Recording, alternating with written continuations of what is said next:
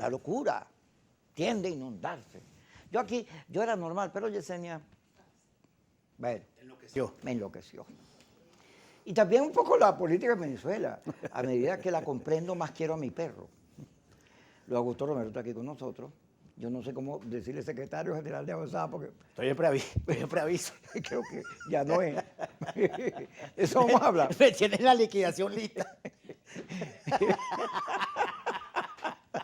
De eso vamos a hablar ahorita. Pero vamos a meternos con los temas de actualidad, ¿no? Fíjate, te comentaba que he leído varios artículos. El rector Formayor tiene una versión sobre la Revolución Naranja, que fue el proceso que liberó a Ucrania de los prorrusos, y que además es la génesis de todo esto que está pasando, porque después vino una especie de guerra civil. Las regiones, los dos estados, que no sé cómo se llaman, porque a mí sus nombres rusos no me entran, se alzaron y con el apoyo de la Unión Soviética se liberaron.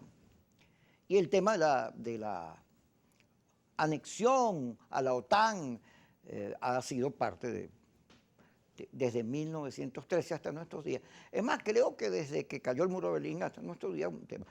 Aunque cuando tú registras la historia consigues que Stalin le cayó a plomo a los ucranos porque los vio medio coqueteando con Hitler. Pero he leído unos artículos, el señor Fukuyama. Francis Fukuyama. El señor es bruto. No solo porque predijo el fin de la historia, sino que, según él, Putin se está rindiendo mañana. El rector Formayor te contaba, opina más bien lo contrario, que es una guerra contra el imperialismo yanqui, el que está planteado ahí, los imperios. Y así te encuentras muchas versiones. Hay gente, he leído unos artículos sobre si es una guerra larga, una guerra corta, y sobre los intereses que están de fondo. Total, es que la guerra para los venezolanos tiene unos ribetes discutibles, porque fíjate, vino después de tanto hablar, el pobre Guaidó, me imagino que debe estar llorando, pegado a la brocha. Vino el señor González, asesor directo de Biden para asuntos latinoamericanos, y el señor Story, que es el jefe de la oposición del G4, Story es el jefe del G4.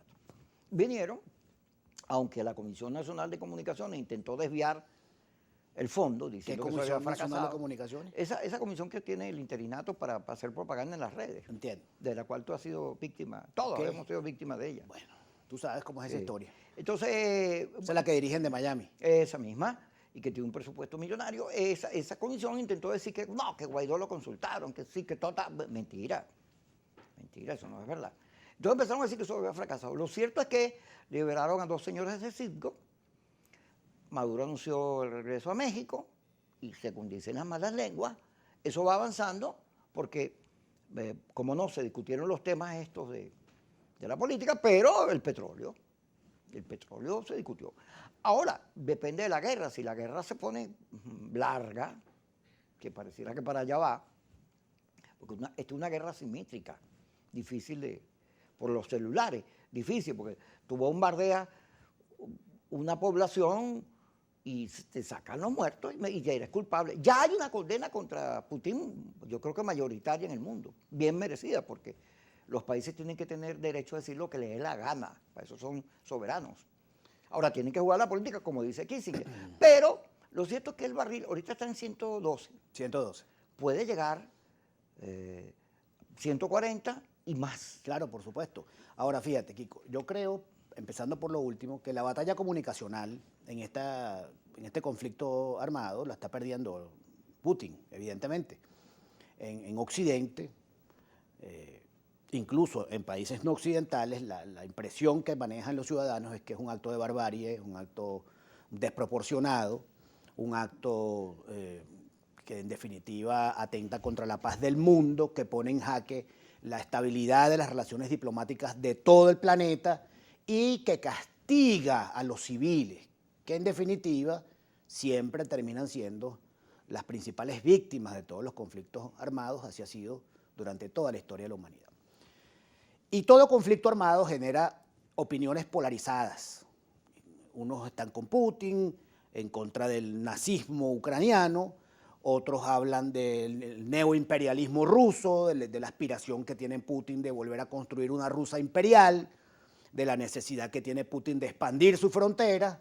Otros hablan de la torpeza de la OTAN al haber, digamos... ¿Le dice OTAN? O NATO, pues, de la OTAN. OTAN, le dice. OTAN, Es que OTAN. hay un problema con los acentos, Correcto. con esta cosa, esta guerra. De la guerra de los acentos, eso también pues, es parte, Ucrania, eso es parte de la Ucrania. guerra. En todo caso, la torpeza de la Organización del Tratado del Atlántico Norte al impulsar un rearme en Ucrania, eso también ocurrió en Georgia, que Así también es una ex república soviética, Estonia, Lituania y Polonia, que en su momento fueron parte de los países De la Unión de lo Soviética. que se llamó el Pacto de Varsovia, hoy son miembros de la OTAN. En todo caso, lo que yo quiero significar con esto es que es un análisis muy complejo, multivariables, porque la geopolítica tiene elementos que no se limitan a los entornos nacionales de los países en conflicto, sino que hay factores externos. Por ejemplo, factores económicos, el consumo del gas. Los gasoductos rusos suministran, en el caso de Alemania, casi el 60% del consumo de gas local. La gasolina Y eso es rusa. una variable determinante para las democracias occidentales. Todos los países de la Europa occidental están padeciendo en este momento, mientras tú y yo estamos hablando, un incremento importante en el costo de los combustibles, y eso se va a reflejar incluso en los alimentos. Y en las elecciones. Y por ende en las elecciones. Entonces, ese es un análisis multivariable, pero que en todo caso, a los demócratas del mundo lo que nos corresponde es abogar porque eso se resuelva rápidamente y por los canales diplomáticos. Ajá. ¿no? Párate un momentico ahí.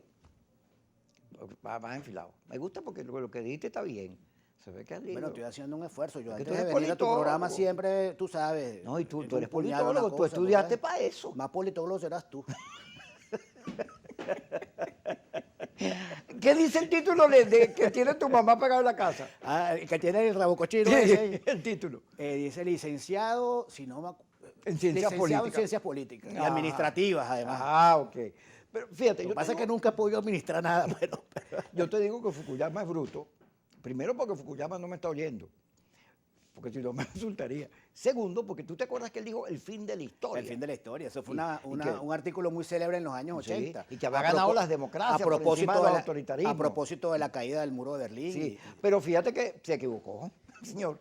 Se equivocó totalmente porque, más bien, lo que estamos viendo es que Oriente y Occidente no solo son culturas históricas distintas, sino que mientras en las democracias, aquí en Occidente, hay una cultura, allá no, esos tipos no han elegido a nadie nunca.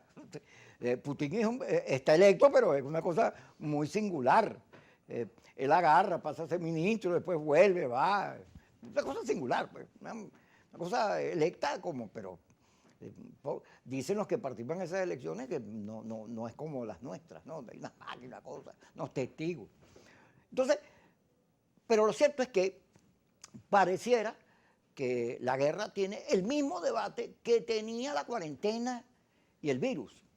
Yo leí a un teórico coreano, que tampoco me acuerdo el nombre de él, que en una universidad alemana planteaba que los orientales tenían mayor posibilidad de salir adelante en cuarentena, sobre todo China y Rusia, que China se iba a comer a los Estados Unidos en la guerra esta de mercado, porque no tenían que consultar a nadie. En cambio, la democracia era un despelote. Tenían que respetar las minorías, los debates, etc. En Venezuela hay un debate que tiene que ver con esto del petróleo. En Miami hay una cuña, no es una cuña, un video en las redes, donde líderes importantes, periodistas, salen a defender a Guaidó frente a la reunión esta que estamos hablando, diciendo que lo trataron como un títere, que qué cosa, e insultando.